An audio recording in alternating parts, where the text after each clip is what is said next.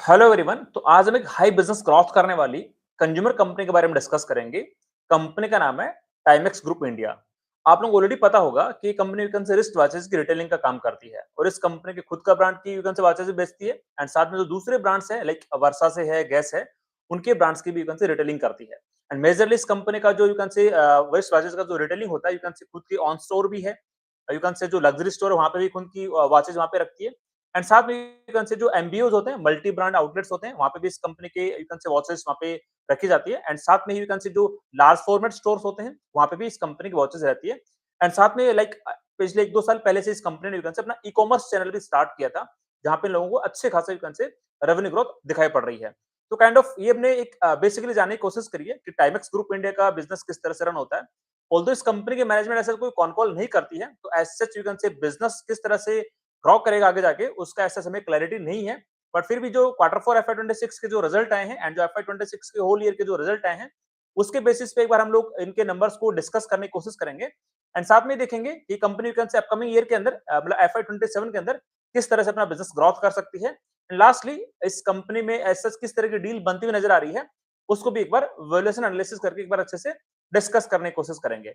तो जो company management की तरफ से जो इन्वेस्टर प्रेजेंटेशन रिलीज करी है, एक बार मैं उसको प्रेजेंट कर देता हूँ। तो एक बार जो नंबर्स प्रेजेंट करें इस कंपनी ने, उनको एक बार डिटेल में डिस्कस करने की कोशिश करते हैं। तो ऑल्दो जैसे इन कंपनी मैनेजमेंट की तरफ से कोई रेवेन्यू नंबर का गाइडेंस तो नहीं होता है, बट हमें पता है लाइक यू कैन से जो कंपनी सेगमेंट में काम करती है, you can say mass segment वाली वॉचेज कह दो या फिर you can say mid premium segment वाली वॉचेज कह दो, उसका नॉर्मली आपको पता है प्रीमियम वाली थीम थोड़ा अच्छे से चल रही है इंडिया के अंदर। तो नॉर्मली वाली थीम में जो चीजें बिलोंग करती है, तो वहां पे यू कैन से लगभग mid high teens you can से काइंड ऑफ हम लोग बिजनेस ग्रोथ एक्सपेक्ट कर सकते हैं 18 19 20% के आसपास में। एंड जो इसका दूसरा कंपटीटर है इथॉस लिमिटेड, भी वो भी लगभग 25 से 30% के आसपास में यू कैन से अपने बिजनेस को ग्रोथ करता है। बट इथॉस लिमिटेड तो आपका हाई प्रीमियम सेगमेंट वाले यू कैन से सेगमेंट के अंदर काम करता है। बट ठीक है, नॉर्मली हम लोग एक टाइमेक्स इंडिया को you can say mass premium segment वाला, you can say mid premium segment वाला बिजनेस कंसिडर कर सकते हैं। तो उसके बेसिस पे हमारे लिए यू कैन से एक बेस रहेगा कि 18-20% के आसपास की बिजनेस ग्रोथ यहाँ पे एक्सपेक्टेड होनी चाहिए। तो एक बार देखते हैं कि इन्वेस्टर प्रेजेंटेशन के अंदर यहाँ पे किस तरह से नंबर्स इन कंपनी ने हमें प्रेजेंट करें, तो एक बार उसको डिटेल में डिस्कस करने की कोशिश करेंगे। आई थिंक इन्वेस्टर प्रेजेंटेशन आपको दिखाई पड़ रही होगी। ठीक है, तो एक बार फर्स्टली बात कर लेते हैं क्वार्टर 4 एफआई 26 के बारे में। तो एक बार यदि इसके हम लोग नंबर यदि देखने की बात करें लाइक क्वार्टर 4 एफआई 26 के बारे में, तो इसका जो रेवेन्यू नंबर यहाँ पे ग्रोथ किया है, you can say like quarter 4 FI 25 में रेवेन्यू था 136 करोड़ रुपए के आसपास में। एंड क्वार्टर 4 एफआई 26 के अंदर यू कैन से रेवेन्यू नंबर यहाँ पे प्रेजेंट हुआ है 236 करोड़ रुपए के आसपास, मतलब वाई ऑन वाई रेवेन्यू के अंदर 73% के आसपास में यहाँ पे ग्रोथ दिखाई पड़ रही है। बात करें इबिटा मार्जिन के पर्सपेक्टिव से, तो लास्ट क्वार्टर 4 के अंदर इनका इबिटा मार्जिन था 11.10% के आसपास में। इस साल इबिटा मार्जिन है लगभग 17.4% के आसपास में, मतलब वाई ऑन वाई यहाँ पे इनके इबिटा मार्जिन में एक्सपैंड यहाँ पे देखने को मिल रहा है। ऑल्दो इसके रीजन को डिस्कस करेंगे लाइक कंपनी की जो कैपेबिलिटी है, मैन्युफैक्चरिंग कैपेसिटी है, उसके पर्सपेक्टिव से एक बार डिस्कस करने की कोशिश करेंगे। बट एक बार पहले पहले फाइनेंशियल नंबर्स को डिस्कस कर लेते हैं, उसके बाद हम लोग जानने की कोशिश करेंगे कि इसके इबिटा मार्जिन यहाँ पे क्यों बढ़ते हुए दिखाई पड़ रहे हैं एंड कितने सस्टेनेबल है आगे के अपकमिंग क्वार्टर्स के अंदर भी। एंड जैसे इसका जो इबिटा ग्रोथ किया वाई ऑन वाई, वो तो यहाँ पे अच्छे खासी रेट से ग्रोथ किया है। लास्ट इनका इबिटा लगभग 15 करोड़ रुपीस के आसपास में था क्वार्टर 4 के अंदर। इस साल इबिटा 41 करोड़ रुपीस का आया है। यदि बात करें प्रॉफिटेबिलिटी के पर्सपेक्टिव से, तो लास्ट ईयर लाइक एफआई 25 के क्वार्टर 4 के अंदर प्रॉफिट था समथिंग 9 करोड़ रुपए के आसपास का। इस साल यू कैन से क्वार्टर 4 एफआई 26 के अंदर प्रॉफिट रिपोर्ट किया समथिंग से 27 करोड़ रुपीस के आसपास का, मतलब वाई ऑन वाई प्रॉफिट के अंदर यहाँ पे 3 टाइम्स की ग्रोथ यहाँ पे देखने को मिल रही है। बात करें होल एफआई 26 के बारे में, तो you can say Y on Y revenue की ग्रोथ रेट यहाँ पे 48% के आसपास में दिखाई पड़ रही है। एफआई 25 के अंदर रेवेन्यू था समथिंग यू कैन से 540 करोड़ रुपए के आसपास में। इस साल रेवेन्यू दिखाई पड़ा है एफआई 26 के अंदर 800 करोड़ रुपए के आसपास में। एंड यदि बात करें इबिटा मार्जिन के पर्सपेक्टिव से, तो एफआई 26 के अंदर भी अच्छा खासा इबिटा मार्जिन यहाँ पे एक्सपेंशन देखने को मिला है। लगभग एफआई 25 में इबिटा मार्जिन थे 9% के आसपास में, और इस साल एफआई 26 के अंदर इबिटा मार्जिन है लगभग 14.5% के आसपास, मतलब इबिटा के अंदर भी यहाँ पे अच्छी खासी ग्रोथ देखने को मिल रही है। बात करें प्रॉफिटेबिलिटी के पर्सपेक्टिव से, तो एफआई 25 का प्रॉफिट था समथिंग 31 करोड़ रुपीस के आसपास में, एंड एफआई 26 का जो प्रॉफिट आया समथिंग से 75 करोड़ रुपीस के आसपास आया, मतलब प्रॉफिट के अंदर यू कैन से 2.3 टाइम्स का यहाँ पे ग्रोथ देखने को मिल रहा है। तो ये जो नंबर प्रेजेंट करे हैं, एक बार ये देखते हैं लाइक इन नंबर्स के अलावा कुछ और फाइनेंशियल नंबर है जो हमें डिस्कस करने चाहिए क्या, वो यार पहले डिस्कस कर लेते हैं। उसके बाद जाते हैं डायरेक्ट इनका इबिटा मार्जिन इस तरह से क्यों इंप्रूवमेंट होता हुआ दिखाई पड़ रहा है। तो यहाँ पे आप देख पा रहे होंगे कंसिस्टेंटली इनका इबिटा मार्जिन यू कैन से ठीक-ठाक यू कैन से ग्रोथ किया है। यू कैन से 2022, 2023, 2024 के अंदर तो इनका इबिटा मार्जिन लगभग 10% के आसपास में थे, जबकि एफआई 26 के अंदर इनका इबिटा मार्जिन अच्छा खासा जंप किया, लगभग 14.50% के आसपास में जंप किया है। तो इसको जानने के लिए एक बार हमें ये देखना पड़ेगा कि कंपनी के जो दूसरे यू कैन से आपके कंपनी की जो कैपेबिलिटीज हैं उनको डिस्कस करना पड़ेगा। उसके लिए कंपनी ने अपनी जो कुछ आई थिंक एक स्लाइड के अंदर अपनी मैन्युफैक्चरिंग कैपेसिटी के बारे में अच्छे से डिस्कशन किया है। उसको एक बार मैं आपको यहाँ पे आपके साथ में डिस्कस करने की कोशिश करता हूँ। तो आई थिंक ये वाली स्लाइड है, यस। तो यहाँ पे कंपनी ने मेंशन किया है कि कंपनी की जो पहले कैपेसिटी थी उसे ये लोग लगभग यू कैन से 4 मिलियन यूनिट्स पर ईयर के आसपास ये लोग मैन्युफैक्चरिंग कर पाते थे। इसके बाद इन लोगों ने अपनी कैपेसिटी को इंक्रीज किया है और जो करंट कैपेसिटी इनकी हो गई है 6 million units per year single shift के अंदर। मतलब इन लोगों को यहाँ पे नया कैपेक्स नहीं करना पड़ रहा है। जो इनका एक पुराना यू कैन से फैसिलिटी है, यू कैन से अपना ऑलरेडी कैपेक्स कर रखा है, पुराना फैक्ट्री है, उसी के अंदर यहाँ पे यू कैन से अच्छा खासा ये लोग अपना यू कैन से जो नई डिमांड है उसको कैटर करने के लिए और यू कैन से ज्यादा यूनिट्स यहाँ पे मैन्युफैक्चर कर पाते हैं। तो आपको पता है जब आपकी एक फैक्ट्री होती है, आपकी फिक्स कॉस्ट होती है, तो आपके फिक्स खर्चे यू कैन से कांस्टेंट है, जबकि यहाँ पे आपने वहाँ पे अपना जो प्रोडक्शन है उसको बढ़ा दिया है। तो आपकी जो वेरिएबल कॉस्ट है वो तो बढ़ेगी, बट आपके जो फिक्स खर्चे हैं like you can say building का you can say I think जो भी रेंट जाता है या फिर जो इलेक्ट्रिसिटी का खर्चा है काइंड ऑफ चीजें आपकी फिक्स हैं, जिससे आपको यू कैन से इकोनॉमी ऑफ स्केल मिलता है बिकॉज आपका प्रोडक्शन बढ़ गया है। एंड ये मेरे को रीजन लगा है कि यहाँ पे कंपनी का एबिटा मार्जिन ग्रोथ करता हुआ दिखाई दिया। बिकॉज लाइक जैसे हम लोग दूसरी कंपनीज के बारे में डिस्कस करते हैं कि कंपनी को अपना बिजनेस ग्रोथ करने के लिए दूसरा प्लांट खड़ा करना पड़ रहा है, तो दूसरा प्लांट करेंगे तो कैपेक्स लगेगा, उसके लिए एक डेट रेज करना पड़ेगा, डेट लेंगे तो इंटरेस्ट की कॉस्ट बढ़ेगी। मतलब वहाँ पे यू कैन से नया कैपेक्स लगा रहे हैं तो वहाँ पे बड़े खर्चे यू कैन से नए खर्चे आ जाएंगे, नई एम्प्लॉइज की कॉस्ट आ जाएगी, फिक्स कॉस्ट बढ़ जाएगी, यू कैन से मतलब एन नंबर ऑफ चीजें बढ़ जाती है आपकी जब नई फैक्ट्री लगती है तो। बट यहाँ पे जो इनकी एग्जिस्टिंग फैक्ट्री है उसी के अंदर ये लोग यू कैन से 50% से अपना यूनिट्स ज्यादा मैन्युफैक्चर करने का इन लोगों ने कैपेसिटी इंक्रीज कर लिया सेम फैक्ट्री के अंदर, और वो भी सिंगल शिफ्ट के अंदर। मतलब जो इनका 4 मिलियन यूनिट्स था उसके बेसिस पे इन लोगों ने यू कैन से लगभग 800 करोड़ रुपए के आसपास का रेवेन्यू यहाँ के यू कैन से बढ़ाया है। या फिर आप कह सकते हो लगभग जो अभी 6 मिलियन यूनिट्स इनका जो मैन्युफैक्चरिंग कैपेसिटी हो गया सिंगल शिफ्ट के अंदर, यदि मैं इसको डबल शिफ्ट कर दूं तो मतलब 12 मिलियन यूनिट यहाँ पे जनरेट कर सकते हैं, प्रोड्यूस कर सकते हैं। उसके बेसिस पे जो इनका करंट रेवेन्यू है अराउंड 800 करोड़ रुपए के आसपास का, वो मे बी यू कैन से लोग ये अचीव कर सकते हैं 1600 करोड़ रुपए से लगभग 1600 करोड़ रुपए के आसपास से लेके लगभग 2000 करोड़ रुपए तक का रेवेन्यू यहाँ पे इस फैक्टर से लोग अचीव कर सकते हैं, जो करंटली लोगों ने अपनी कैपेसिटी इनहांसमेंट किया उसके कारण, राइट। हाँ, यदि फ्यूचर में इनको लगेगा तो देयर इज पॉसिबिलिटी इसी फैक्ट्री के अंदर देयर इज पॉसिबिलिटी इनके पास स्पेस और हो अपना कैपेसिटी एनहांसमेंट का, बट हमें एक्चुअल में पता नहीं है बिकॉज मैनेजमेंट कॉल नहीं करता है, तो हमें क्लैरिटी नहीं है कि इस वाली कैपेसिटी से कितने यूनिट्स लोग प्रोड्यूस कर सकते हैं। लेट्स सी, मतलब वो नेक्स्ट किसी न किसी की फाइनेंशियल प्रेजेंटेशन के अंदर मे बी ये लोग बता दें, जैसे इस वाली प्रेजेंटेशन के अंदर इन लोगों ने बताया है अपना जो कैपेसिटी एनहांसमेंट किया 50% के आसपास में सिंगल शिफ्ट के दौरान, यदि इसको डबल शिफ्ट में कन्वर्ट करें तो आपका यू कैन से कैपेसिटी एनहांसमेंट आपका 3x हो गया है, 3 टाइम्स हो गया है। तो मेरे को ये रीजन लगा कि इसी रीजन की वजह से मे बी इनका यू कैन से एक ऑपरेटिंग यू कैन से इनको लेवरेज मिला है। एंड साथ में आप ये भी कह सकते हो कि कंपनी ने यहाँ पे अच्छे खासे जो इन्फ्लुएंसर हैं यू कैन से जो अलग अलग जिनका यू कैन से जो अपना खुद का यू कैन से चैनल बना के रखते हैं इंस्टाग्राम पे यूट्यूब पे, उनसे टाई अप किया अलग अलग इन्फ्लुएंसर से, तो उसके बेसिस पे अच्छे खासी मार्केटिंग भी कराई है, जिसकी वजह से इनका जो मार्केटिंग एक्सपेंस है वो भी यहाँ पे अच्छा खासा बढ़ता हुआ दिखाई पड़ा था। तो अब यदि बात करें कि कंपनी की प्रेजेंस कहाँ-कहाँ पे है, तो मैंने ऑलरेडी जैसे डिस्कस किया था, like company large format store पे भी अपना प्रोडक्ट रखती है, मल्टी ब्रांड यू कैन से आउटलेट पे अपने प्रोडक्ट रखती है, डिफेंस कैंटीन इन लोगों ने एक नया इनका वर्टिकल जो यहाँ पे अच्छा खासा ग्रोथ करता हुआ दिखाई पड़ रहा है। खुद की रिटेल स्टोर्स भी हैं, लग्जरी रिटेल स्टोर के अंदर भी रखती है। एंड साथ में जो ई-कॉमर्स वाले प्लेटफॉर्म है, लाइक आप बात करो टाटा क्लिक की बात करो, अमेज़न की बात करो, फ्लिपकार्ट की बात कर लो, मिंत्रा, नायका फैशन, एजियो, इन सब पे इनके प्रोडक्ट्स यहाँ पे दिखाई पड़ते हैं। तो हमने काइंड ऑफ ये डिस्कस करने की कोशिश करी कि कंपनी का बिजनेस किस तरह से ऑपरेट हो रहा है, एफआई 26 के अंदर यहाँ पे किस तरह से अपने बिजनेस नंबर को प्रेजेंट करने की कोशिश करी है, एंड साथ में इस कंपनी ने अपना जो कैपेसिटी एनहांसमेंट था उस पे किस तरह से यहाँ पे काम किया है।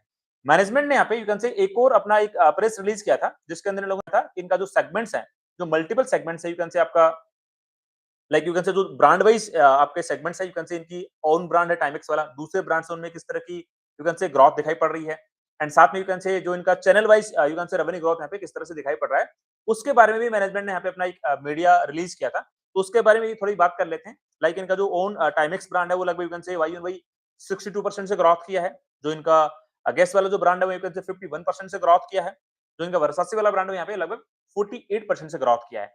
एंड साथ में यदि चैनल वाइज रेवेन्यू ब्रेकअप की बात करें तो इनका जो ई-कॉमर्स वाला वर्टिकल है वो वाई में लगभग 90% से ग्रोथ किया है, एंड जो इनका डिस्ट्रीब्यूशन वाला चैनल है जिसके थ्रू इनका यू कैन से आपके एमबीयूज पे प्रोडक्ट जाते हैं, आपके लास्ट फॉर्मेट स्टोर पे प्रोडक्ट जाते हैं, वो वाला इनका channel you can say Y लगभग यू कैन से 32% से ग्रोथ किया है। एंड जो बाकी के इनके चैनल्स हैं लाइक खुद की ऑन रिटेल स्टोर कह लो, लग्जरी स्टोर कह लो, वहां पे यू कैन से लगभग यू कैन से डबल डिजिट की ग्रोथ देखने को मिल रही है।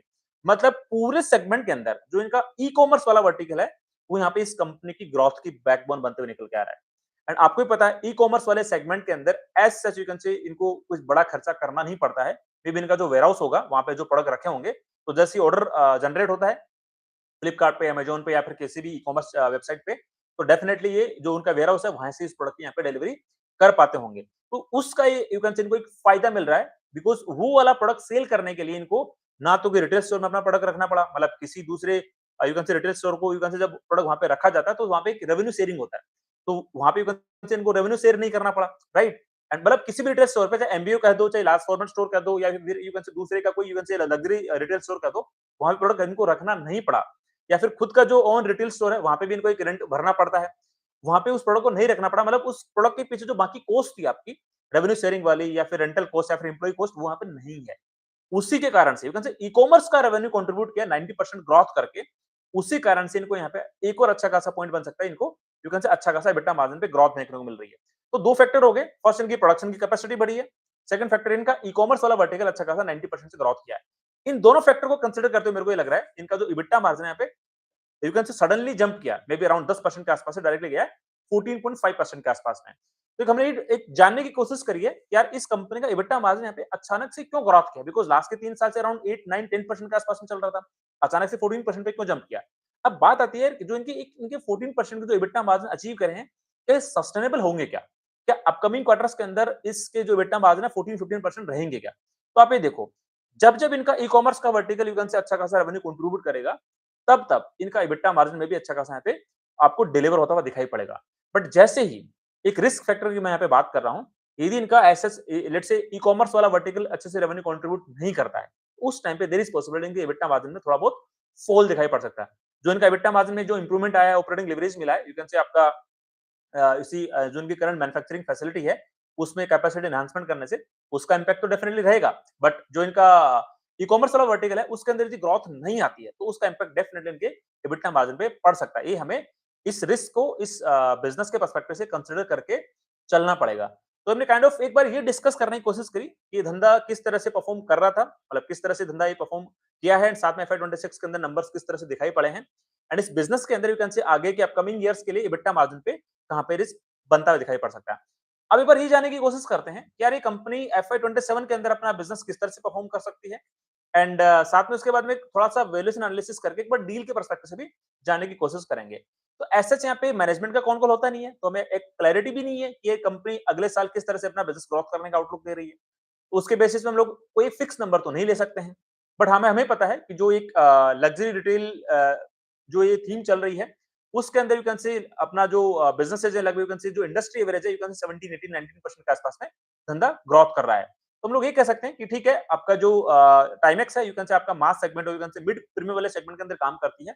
तो मे बी ये यहाँ पे जिस तरह से अपना मार्केटिंग में खर्चा कर रही है, तो ये कंसिडर कर सकते हैं कि जो इंडस्ट्री एवरेज जो ग्रोथ है अराउंड 18-20% के आसपास की, उसको आउट परफॉर्म कर सकती है। मे बी यू कैन से 30%, 35%, कोई फिक्स नंबर नहीं है, बट मे बी लाइक जो कंपनी ने पिछले 3-4 साल में ग्रोथ दिखाई है, आई थिंक पिछले काफ़ी क्वार्टर्स के अंदर यू कैन से 30, 40, 45% के आसपास में अपना धंधा ग्रोथ करके दिखाया है। तो एक कोई फिक्स नंबर नहीं ले सकते, but we can say like एक असम्पशन के बेसिस पे चलना पड़ेगा। मे बी मैं एक नंबर पिक कर लेता हूँ कि कंपनी में भी अगले साल अराउंड अराउंड 30% के आसपास में अपना बिजनेस ग्रोथ कर सकती है। कंसिडरिंग की जो इनके EBITDA मार्जिन है, लेट्स से इनके EBITDA मार्जिन या तो लगभग यहीं पे स्टेबल दिखाई पड़ते हैं या फिर मे बी यू कैन से 50-100 बेसिस पॉइंट के आसपास का मे बी इंप्रूवमेंट यहाँ पे दिखाई पड़ सकता है। वो भी इस वाले केस के अंदर यदि इनका ई-कॉमर्स वाला वर्टिकल अच्छा खासा रेवेन्यू कंट्रीब्यूट फिर से करे FY 27 के अंदर। एंड जिस तरह से इन लोगों ने अपना मार्केटिंग पे खर्चा किया, लगभग यू कैन से मार्केटिंग पे खर्चा लगभग यू कैन से 50 से 60% से बढ़ा है इनका, यू कैन से लास्ट ईयर के कंपैरिजन में। जिस तरह से रेवेन्यू ग्रोथ किया, उससे ज्यादा रेट से इनका मार्केटिंग का एक्सपेंस बढ़ा है और उसी का इम्पैक्ट है जो इनका ई-कॉमर्स का रेवेन्यू है, अच्छा खासा यू कैन से यहाँ पे ग्रोथ करता हुआ दिखाई पड़ा है। तो मैं एज्यूम करके चल रहा हूँ कि अगले साल भी लोग फिर से मार्केटिंग पे अपना खर्चा बढ़ाएंगे, जिसके बेसिस पे इनका यू कैन से ई-कॉमर्स का रेवेन्यू फिर से अच्छे से ग्रोथ कर पाएगा। तो यू काइंड ऑफ लाइक हमने यू कैन से एक असम्पशन के बेसिस पे समझने की कोशिश करी है कि कंपनी FY 27 के अंदर अपना धंधा किस तरह से ग्रोथ कर सकती है। ऐसा कोई नंबर जो हम लोग कंसीडर कर रहे हैं, कोई फिक्स नंबर नहीं है, बिकॉज़ जैसे हमने कंसीडर किया 30% के आसपास की बिज़नेस ग्रोथ रेट और मे बी एफआई 27 के अंदर इनका ई-कॉमर्स वाला वर्टिकल उतना अच्छा ग्रोथ ना करे। तो देयर इज़ पॉसिबिलिटी इसका बिज़नेस ग्रोथ में भी 20 से 25% के आसपास में आए। तो हमारे पास में ऐसा कोई फिक्स लॉजिक नहीं रहेगा कि यार हमने तो 30% अज़्यूम किया था इस बिज़नेस के ग्रोथ को, ये क्यों इसने 20 से 25% अपना धंधा ग्रोथ किया है। तो ऐसा कोई फिक्स लॉजिक हमारे पास में रहेगा नहीं, बट ठीक है, फिर भी हमें थोड़ा काइंड ऑफ एक वैल्यूएशन वाला एंगल से डिस्कस करने के पर्सपेक्टिव से एक असम्पशन लेके हम लोग इस कंपनी को आगे डिस्कस करने की कोशिश करते हैं। तो जो हमने 30% के आसपास की बिज़नेस ग्रोथ यहाँ पे एक्सपेक्ट करी है एफवाई 27 के पर्सपेक्टिव से। बात करें इस कंपनी के करंट मार्केट कैप के पर्सपेक्टिव से, वो लगभग यू कैन से 4300 करोड़ रुपीस के आसपास में है। कंपनी का रेवेन्यू कितना था एफवाई 26 के अंदर लगभग 800 करोड़ रुपए के आसपास में।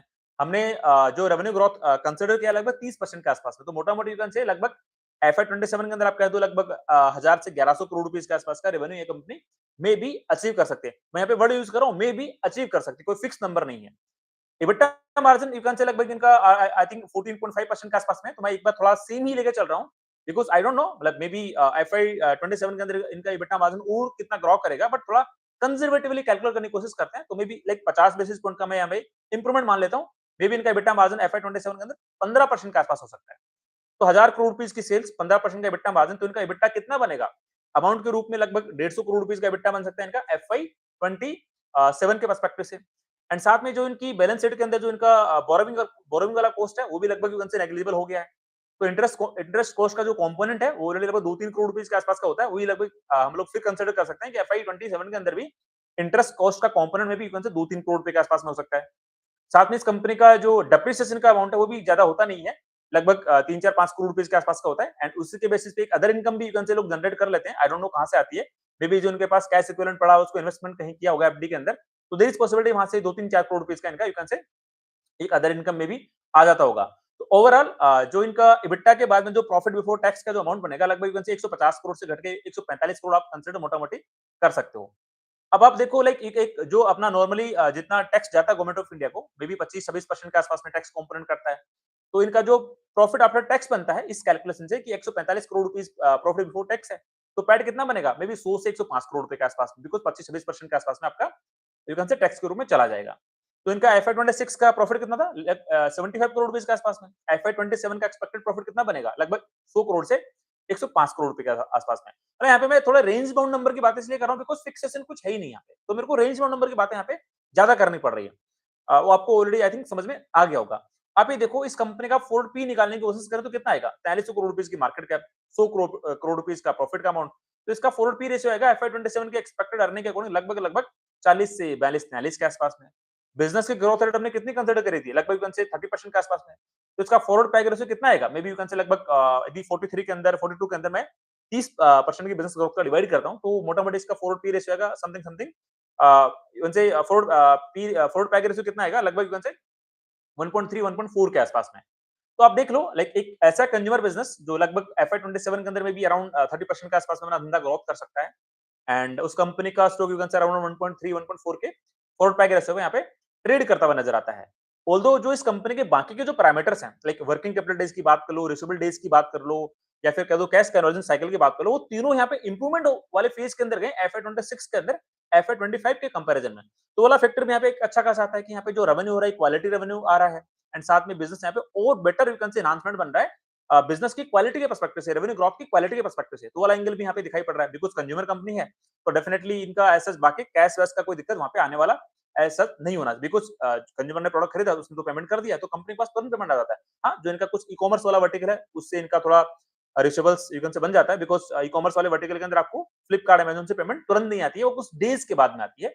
इसी तरह से इनका जो यू कैन से लार्ज फॉर्मेट स्टोर है या फिर एमबीओज वाला जो फॉर्मेट है उसके अंदर जो इन लोग प्रोडक्ट अपने भेजते हैं डिस्ट्रीब्यूशन मॉडल के द्वारा, वहां पे भी इनका यू कैन से थोड़ा रिसीवेबल्स का अमाउंट क्रिएट हो जाता है। तो थिंक आपको बैलेंस शीट के अंदर यहाँ पे दिखाई पड़ रहा होगा कि इनका रिसीवेबल डेज क्यों बना हुआ है। तो कंज्यूमर बिजनेस है इनका, इसका रिसीवेबल डेज तो बनना ही नहीं चाहिए, बट हाँ जो omni channel kind of businesses होते हैं जो ऑफलाइन भी अपना बिजनेस चलाते हैं, साथ में यू कैन से ई कॉमर्स वाला बिजनेस भी चलाते हैं, उनका डेफिनेटली थोड़ा बहुत यू कैन से रिसीवेबल का अमाउंट बन जाता है। जितना परसेंट रेवेन्यू कंट्रीब्यूट करता है टोटल रेवेन्यू के अंदर ई कॉमर्स वाला, उसके आसपास तो आपका यू कैन से रिसीवेबल बनेगा ही बनेगा। बिकॉज़ मतलब आपका रिसीवेबल डेज में भी 2 महीने का है, तो 2 महीने का तो आपको वहाँ पे यू कैन से रिसीवेबल के रूप में अमाउंट आपका मे बी दिखाई पड़ेगा। बट ठीक है, ओवरऑल ये कह सकते हैं कि जो बिज़नेस है आपका यू कैन से Timex group India kind of you can से एफआई 27 के 30% से ग्रोथ करता हुआ दिखाई पड़ेगा। एंड साथ में यू कैन से फॉरवर्ड पैग रेशियो 1.3 1.4 के आसपास में है। तो ठीक है, मतलब एसेट्स मेरे को कोई ज़्यादा एक्सपेंसिव वैल्यूएशन भी दिखाई नहीं पड़ रही, बट एसेट्स कोई अट्रैक्टिव वैल्यूएशन भी यहाँ पे दिखाई नहीं पड़ रही है। कह सकते हैं कि ठीक है, यदि बिज़नेस की कंसिस्टेंसी ग्रोथ रही नेक्स्ट 2-3 साल तक 30% के आस-पास में, देयर इज़ पॉसिबिलिटी इसका थोड़ा वैल्यूएशन एक्सपेंशन हो सकता है और may be forward peg ratio 2-2.5 के आस-पास में जाने की पॉसिबिलिटी यहाँ पे बनती हुई दिखाई पड़ रही है। But that is different thing, but मेरा पॉइंट यहाँ पे ये है कि यार देखो इस बिज़नेस ये कंपनी किस तरह से अपना बिज़नेस ग्रोथ करेगी अपकमिंग ईयर्स के अंदर, तो उसकी क्लैरिटी हमारे पास में नहीं है। तो इसके बेसिस पे यू कैन से मतलब उतना कन्विक्शन नहीं आ रहा, उतना कॉन्फिडेंस नहीं आ रहा। मतलब यदि मेरे को इस बिज़नेस के अंदर थोड़ा यदि एलोकेशन रखना पड़े, तो ऐसे मैं यहाँ पे हाई एलोकेशन कभी नहीं दूँगा। बिकॉज़ हमें नहीं पता यार कौन से क्वार्टर के अंदर कैसे नंबर्स यहाँ पे ऊपर-नीचे फ्लक्चुएट हो जाएँगे। कॉन-कॉल मैनेजमेंट की तरफ से होगी नहीं, मैनेजमेंट कॉन-कॉल करता नहीं है। तो हमें क्लैरिटी नहीं मिलेगी, तो उस बिज़नेस पे फिर कन्विक्शन नहीं आएगा होल्डिंग के पर्सपेक्टिव से। आई थिंक आप लोग मेरी बात समझ रहे होंगे। तो जो इंडिविजुअल इन्वेस्टर का जो भी रिस्क प्रोफाइल है, उसी के बेसिस पे अपना एक बार यदि किसी को यहाँ पे मन बनाया है किसने या फिर अपना थॉट प्रोसेस के अकॉर्डिंग जाना है, तो एक एसेट एलोकेशन का ध्यान आप ज़रूर रखना। अदरवाइज़ हमारे पास तो ऐसे बहुत सारे बिज़नेसेस हैं जो कंज्यूमर सेगमेंट से बिलॉन्ग करते हैं एंड हमारे जो बाकी के पैरामीटर्स होते हैं, वो सारे फुलफिल भी करते हैं एंड साथ में वहाँ पे एक प्रेडिक्टेबल बिज़नेस ग्रोथ आती है बिकॉज़ वहाँ पे मैनेजमेंट कॉन-कॉल भी करता है, अपना रेवेन्यू ग्रोथ की गाइडेंस भी देता है, स्टोर एक्सपेंशन की गाइडेंस भी देता है, साथ में एबिटा मार्जिन, पैट मार्जिन की गाइडेंस भी देता है। तो वहाँ पे हमें एक बार बेटर क्लैरिटी मिलती है। तो यदि किसी को कम्फर्ट नहीं आता इस बिज़नेस में टाइमेक्स ग्रुप ऑफ इंडिया के अंदर, तो मे बी हमारे पास दूसरे जो कंज्यूमर बिज़नेसेस हैं, वहाँ पे हमारा एसेट एलोकेशन यू कैन से बढ़ा सकते हैं। बट अगेन इस कंपनी को डिस्कस करके जस्ट मैंने मेरा एक एनालिसिस देने की कोशिश करी है, मेरा एक जस्ट पर्सपेक्टिव रखने की कोशिश करी है। ये मेरी तरफ से कोई स्टॉक रिकमेंडेशन बिल्कुल भी नहीं है। आप लोग अपनी खुद की रिसर्च करना, खुद का एनालिसिस करना एंड जो आपके इन्वेस्टमेंट एडवाइजर हैं, उनसे डिस्कस करके डिसाइड करना कि आपको इस कंपनी को अपनी वॉच लिस्ट का पार्ट बनाना है या फिर पार्ट नहीं बनाना है। बिकॉज़ मैं बारी-बारी से आप लोगों को कहता रहता हूँ, I am not a SEBI registered research analyst, I am not a SEBI registered investment advisor. So I am not authorised to give any stock recommendations. मेरा बस केवल इतना ही इंटेंट होता है, मेरा इतना ही टारगेट होता है कि मैं आप लोगों को इतना समझा दूं, इतना सिखा दूं कि आप लोग भी अच्छे से सीख जाओ और as a individual growth investor बन के खुद के पोर्टफोलियो का डिसीजन अच्छे से इंडिपेंडेंटली खुद से ले पाओ।